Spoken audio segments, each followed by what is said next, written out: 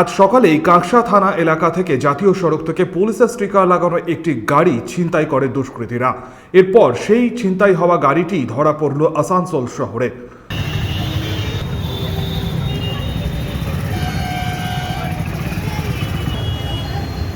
Police এ বিষয়ে CCTV footage খতিয়ে দেখছে। যদিও এ বিষয়ে কোনো রকমভাবেই পুলিশ কর্তৃপক্ষ মুখ খুলতে রাজি হননি। এখনো পর্যন্ত কাউকে গ্রেপ্তার করা হয়নি বলেও জানা গিয়েছে। তবে পুলিশের স্টিকার লাগানো এই গাড়ির ভেতর থেকে মিলেছে দুটি আগ্নেয় অস্ত্র।